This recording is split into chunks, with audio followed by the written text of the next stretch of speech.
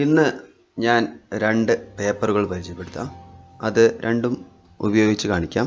രണ്ടും തമ്മിലുള്ള വ്യത്യാസവും ഞാനിവിടെ കാണിക്കാം. ഞാൻ സാധാരണ ഉപയോഗിക്കാറ് ഈ ചിത്രപട്ട് ആണ്. ഞാൻ കഴിഞ്ഞ എപ്പിസോഡിൽ പറഞ്ഞിരുന്നല്ലോ. നല്ല റഫ് പേപ്പറാണ്. ചില പേപ്പറിൽ കാണുന്ന പോലുള്ള ടെക്സ്ചർ അല്ല, നമ്മൾ ക്യാൻവാസ് പോലുള്ള ടെക്സ്ചറാണ് ഇതിൽ കാണുന്നത്. കൂടുതൽ ചിത്രങ്ങളും ചെയ്തിരിക്കുന്നത് ഈ പേപ്പറിലാണ്. ചില ചിത്രങ്ങൾ മാത്രം ഫാബ്രിക് ചെയ്തിട്ടുണ്ട്. അതിനേക്കാൾ കുറച്ച് സൈസ് കുറവാണ് പേപ്പറാണ്. ഇന്നലെ വാങ്ങിയ ഈ പേപ്പർ മീസ്ട്രിയ.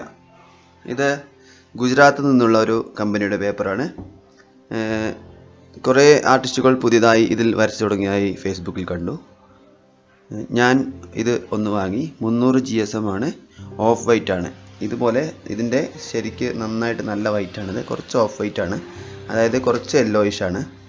പിന്നെ എനിക്ക് തോന്നിയൊരു വ്യത്യാസം, ഇതിലെ ടെക്സ്ചർ നമ്മളുടെ ചാക്കിൻ്റെയൊക്കെ ടെക്സ്ചർ പോലുള്ള ടെക്സ്ചറാണ്. എന്നാൽ ഈ ചിത്രപട്ടിൽ അങ്ങനത്തെ ഒരു ടെക്സ്ചർ അല്ല, ക്യാൻവാസിൻ്റെ പോലെ തരിതരിയായ ടെക്സ്ചറാണ്. രണ്ടും തമ്മിലുള്ള പ്രധാന വ്യത്യാസം തോന്നിയതാണ്. ഏകദേശം 420 രൂപ വിലയുണ്ട്. 18 ഷീറ്റാണുള്ളത്. 11x15 ഇവിടെ കാണിക്കുന്നത് 11x15 സൈസാണ്. ഇതിനും 450 രൂപയാണ് വില. ഇതിന് 25 ഷീറ്റ് ഉണ്ട്. എന്തായാലും ഇത് നമുക്ക് ഉപയോഗിച്ച് നോക്കാം. എന്താണ് ഇതിൻ്റെ റിസൾട്ട് എന്ന് പറയാം. ആദ്യം ഞാൻ ഉപയോഗിക്കുന്നത് മിസ്ട്രിയ പേപ്പറാണ് ഉപയോഗിക്കുന്നത്. ഓഫ് വൈറ്റ് ആയി പേപ്പറിൽ നമുക്ക് ഒരു അബ്സ്ട്രാക്റ്റ് വാട്ടർ കളർ ചെയ്ത് നോക്കാം. പ്രത്യേകിച്ച് പ്ലാനിങ് ഒന്നുമില്ല. 2-3 മരങ്ങൾ ഇതുപോലെ വരയ്ക്കാം. കൂടുതലും മഞ്ഞ് മൂടി കിടക്കുന്ന ഒരു സ്ഥലമാണ് വരയ്ക്കാൻ പോകുന്നത്. അതിൻ്റെയും കുറച്ച് ഭാഗം മാത്രമാണ് വരയ്ക്കുന്നത്. അതായത് ജസ്റ്റ് ഒരു പരീക്ഷണത്തിന് വേണ്ടി മാത്രമാണ്. 2 ചിത്രങ്ങൾ വരയ്ക്കുന്നുണ്ട്. രണ്ടും നിങ്ങൾ കാണുക. പെട്ടെന്ന് ഞാനിത് തീർക്കാൻ ശ്രമിക്കാം. നിങ്ങൾക്ക് രണ്ടിൻ്റെയും വ്യത്യാസം മനസ്സിലാക്കാം. എന്തായാലും നമുക്ക് തുടങ്ങാം. ഞാൻ ഈ പേപ്പറിൽ കമ്പോസ് ചെയ്യുന്നത് എൻ്റെ ഇടതുഭാഗത്തു നിന്ന് വലത്തോട്ട് നീങ്ങി നിൽക്കുന്ന രീതിയിലുള്ള ഒരു ചെറിയ ഷേപ്പാണ്. ഷേപ്പുകൾ മാത്രം ഇങ്ങനെ വരച്ചിടുന്നേ ഉള്ളൂ. ഇതിൻ്റെ പ്ലാനിങ് ഒന്നും ചെയ്യുന്നില്ല. കാരണം ഇതൊരു പരീക്ഷണ ചിത്രമാണ്. അബ്സ്ട്രാക്ട് രീതിയിലാണ് ചെയ്യുന്നത്. ഈ ഭാഗങ്ങളെല്ലാം പേപ്പർ വൈറ്റ് വിട്ട് കുറച്ച് ഭാഗം, ഇത്രയും ഭാഗം മാത്രമാണ് പെയിൻറ് ചെയ്യാൻ ഉദ്ദേശിക്കുന്നത്. ഈ ചൈനീസ് ബ്രഷാണ് എടുത്തിരിക്കുന്നത്. പ്രഷ്യൻ ബ്ലൂ എടുത്തു, കൊബാൾട്ട് ബ്ലൂ അല്പം എടുത്തു, അല്പം ബേൺസീൻ മിക്സ് ചെയ്തു. ഇത് കൊബാൾട്ട് ബ്ലൂ. ഇതിൻ്റെ എഡ്ജിൽ അല്പം ഓറഞ്ചും ചേർക്കുന്നുണ്ട്.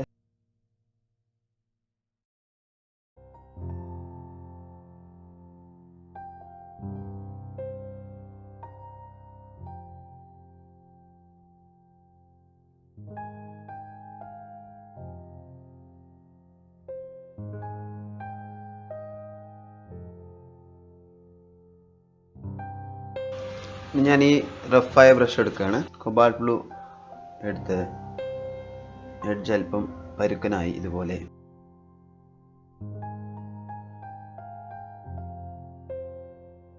പ്രഷ്യൻ ബ്ലൂ പ്ലസ് സ്കാർലറ്റ് ആണ് ഇപ്പോൾ ഉപയോഗിക്കുന്നത്. ഇതിപ്പോൾ ഫസ്റ്റ് വാഷ് ചെയ്തുകൊണ്ടിരിക്കുകയാണ്. റിഗർ ബ്രഷ് എടുത്തിട്ടുണ്ട്. സ്കാർലറ്റ് പ്ലസ് പ്രഷ്യൻ ബ്ലൂ കിട്ടുന്ന വയലറ്റ്. വെള്ളം വളരെ കുറച്ചാണ് എടുത്തിരിക്കുന്നത്.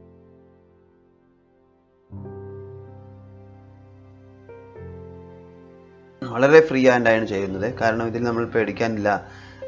നമ്മൾ പ്ലാൻ ചെയ്ത പോലെ വന്നില്ലെങ്കിൽ പ്രശ്നമാവുമോ എന്ന പേടിയൊന്നുമില്ല. നമ്മൾ പരീക്ഷിച്ചുകൊണ്ടിരിക്കുകയാണ്. ഇങ്ങനെ കൂടുതൽ വർക്കുകൾ ചെയ്യുകയാണെങ്കിൽ നമുക്ക് വാട്ടർ കളറിനോടുള്ള പേടി മാറിക്കിട്ടും.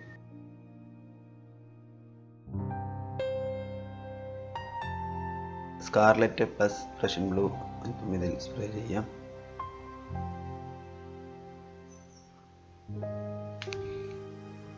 പല സൈഡിലേക്കും തിരിച്ച് സ്പ്രേ ചെയ്യാൻ ശ്രമിക്കുക.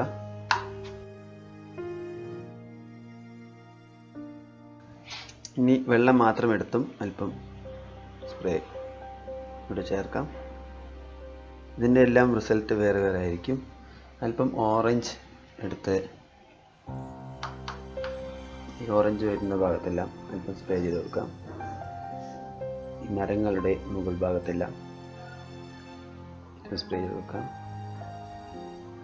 അത് ഈ താഴ്ഭാഗത്തും അല്പം ഓറഞ്ച് സ്പ്രേ ചെയ്യാം. എല്ലാം പരീക്ഷണമാണ്. അതിനാൽ നമുക്ക് പേടിക്കാനില്ല. റിസൾട്ട് വരുമ്പോഴെത്തിച്ച് കാണാം. ഇനി ഈ പേപ്പർ നമുക്ക് ഉണങ്ങാനിടാം. ഉണങ്ങിയതിന് ശേഷം നമുക്ക് രണ്ടാമത്തെ ഭാഗം, അതായത് രണ്ടാമത്തെ ലെയർ പെയിൻറ് ചെയ്യാം. ഇത് ഇപ്പോൾ വെറ്റ് ആൻഡ് വെറ്റാണ് ഇതുവരെയും ചെയ്തത്. അതായത് ആദ്യം പ്ലെയിനായി വാഷ് ചെയ്യുകയും അതിനൊപ്പം തന്നെ ഡാർക്ക് കളർ ഇട്ടിച്ച് പുതിയ ഒരു രീതി ഉണ്ടാക്കുകയും ചെയ്തു. ഇനി അതിന് ശേഷം ഉണങ്ങിയ ശേഷമാണ് നമുക്ക് ചെയ്യാനുള്ളത്. പേപ്പർ ഇതുപോലെ പൊങ്ങി വരുന്നുണ്ട്. 300 GSM ആണ്, എന്നിട്ട് പേപ്പർ പൊങ്ങി വരുന്നത് കാണാം. അടുത്ത പേപ്പറിൽ നമുക്ക് പരീക്ഷിക്കാം.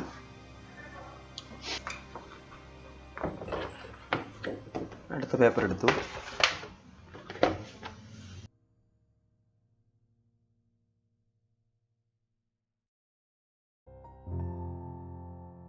മുകൾ ഭാഗം വെള്ളം നനച്ചു. രണ്ടും ചെയ്യുന്നത് ശ്രദ്ധിക്കുക, രണ്ടും രണ്ട് രീതിയിലാണ് ചെയ്യുന്നത്. അതിലാദ്യം കളർ അപ്ലൈ ചെയ്തതെങ്കിൽ ഇതിൽ ആദ്യം ഞാൻ വെള്ളം കൊണ്ട് വാഷ് ചെയ്യുകയാണ് ചെയ്യുന്നത്. എല്ലാം പരീക്ഷണമാണ്, നിങ്ങൾക്ക് ഇതിൽ നിന്ന് പലതും പഠിക്കാൻ കഴിയുമെന്ന് കരുതുന്നു. ഈ പേപ്പറിനെ അല്പം പൊങ്ങിച്ചു പിടിച്ചാൽ അതിൻ്റെ ഒഴുക്ക് വ്യത്യാസപ്പെടുന്നതിനാൽ വേറെ ഒരു റിസൾട്ടാണ് കിട്ടുക. അതെല്ലാം നമ്മൾ പരീക്ഷ അറിയേണ്ടതാണ്.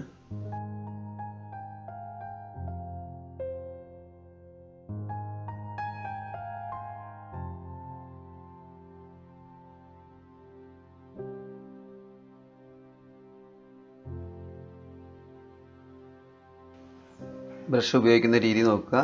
പരത്തിയാണ് ഉപയോഗിക്കുന്നത്, അല്ലാതെ ഇങ്ങനെ ഉപയോഗിക്കുന്നതിൽ കൂടുതൽ ഇങ്ങനെ ഉപയോഗിച്ചാൽ കണ്ടോ വേറെ ഒരു ടെക്സ്ചറാണ് നമുക്ക് കിട്ടുക.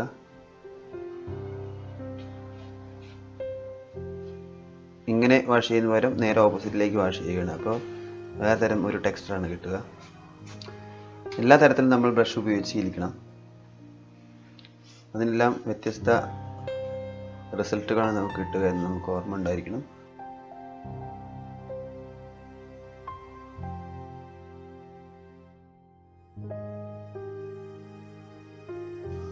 ഇതിനൊപ്പം തന്നെ ഇതിൽ അല്പം മരങ്ങൾ കൂടി വരച്ച് ചേർക്കുകയാണ്.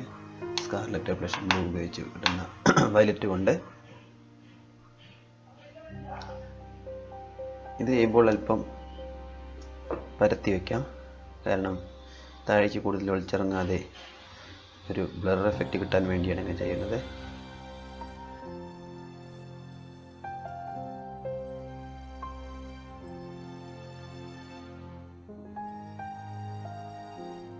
ഇനി അല്പം വെള്ളം സ്പ്രേ ചെയ്യാം.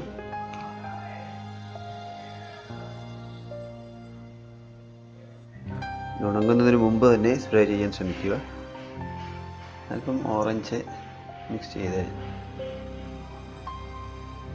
നമ്മൾ പരത്തി വെച്ചിരിക്കുകയാണ്, ചെരിച്ചല്ല.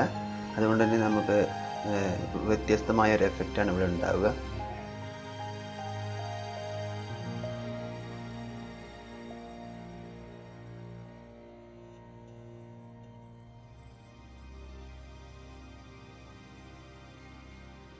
ഇങ്ങനെ ചെയ്യുന്ന ചെറിയ ചെറിയ ലൈനുകളും ഡോട്ടുകളെല്ലാം ഈ ചിത്രത്തിൻ്റെ സ്വഭാവം തന്നെ മാറ്റിമറിക്കും.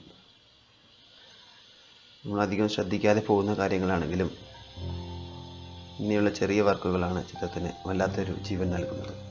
തീർച്ചയായും അങ്ങനെയെല്ലാം ചെയ്യാൻ ശ്രമിക്കുക. ആദ്യമെല്ലാം ചെയ്യുമ്പോൾ എങ്ങനെ ചെയ്യണം, എവിടെ ചെയ്യണം എന്നെല്ലാം ബുദ്ധിമുട്ടുണ്ടാവും. പക്ഷേ ഇതൊക്കെ പതുക്കെ പതുക്കെ മാറിക്കൊള്ളും. എന്തായാലും ചെയ്ത് ശ്രമിക്കുക. ഇത് റിഗർ ബ്രഷ് ഉപയോഗിച്ചാണ് ഞാൻ ചെയ്യുന്നത്. ഇതിനു മുമ്പ് എൻ്റെ പല എപ്പിസോഡുകളിലും റിഗർ ബ്രഷിനെ കുറിച്ചും മറ്റ് റഫ് ബ്രഷിനെ കുറിച്ചും മറ്റും പറഞ്ഞിട്ടുണ്ട്.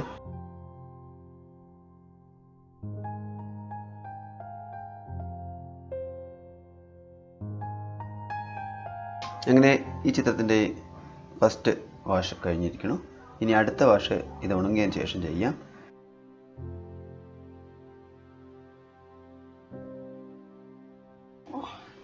ഇത് മീസ്ട്രിയ പേപ്പറിൽ ചെയ്ത ആ ചിത്രമാണ്. ഉണങ്ങിയിട്ടുണ്ട് ഫസ്റ്റ് ലെയർ. ഇനി രണ്ടാമത്തെ ലെയർ നമ്മൾ വരയ്ക്കാൻ പോവുകയാണ്.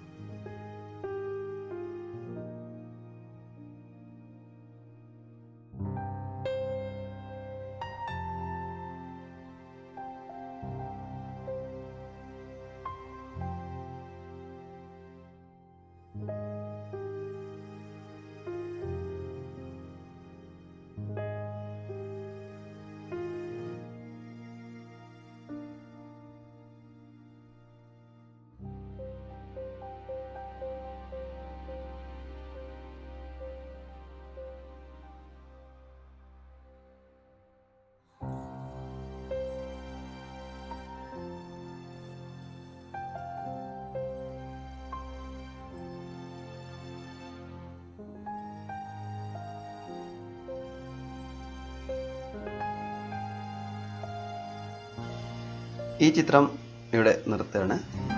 ഇനി ഇത് ഉണങ്ങാൻ വെയിറ്റ് ചെയ്യാം. എന്താണ് റിസൾട്ട് എന്ന് ഉണങ്ങിക്കഴിഞ്ഞതിന് ശേഷം കാണാം. നമുക്ക് അടുത്ത ചിത്രം ചെയ്ത് നോക്കാം. ചിത്രമാണ് ഇതിൽ ഇവിടെ കണ്ടോ, വെറ്റ് ആൻഡ് വെറ്റ് ആയി ചെയ്ത ഭാഗം ബ്ലർ എഫക്റ്റായി ഇവിടെ ഉണങ്ങിയപ്പോൾ കാണാൻ പറ്റുന്നുണ്ട്. ഇവിടെ വെറ്റ് ആൻഡ് വെറ്റായി ഞാൻ സ്പ്രേ ചെയ്ത ഭാഗങ്ങളെല്ലാം ഇതുപോലെ നല്ല ഒരു ടെക്സ്ചർ ഇവിടെ ഉണ്ടായിട്ടുണ്ട്. ഈ വൈറ്റായി കാണുന്നതെല്ലാം നമ്മൾ ഫ്രഷ് വാട്ടർ സ്പ്രേ ചെയ്തതാണ്. ഒരു മഞ്ഞിൻ്റെ എഫക്റ്റ് എല്ലാം അതുകൊണ്ട് ഉണ്ടാക്കാൻ കഴിയും. നമുക്ക് ഇതിലും അതുപോലെ മരങ്ങളും എല്ലാം ആഡ് ചെയ്ത് നോക്കാം.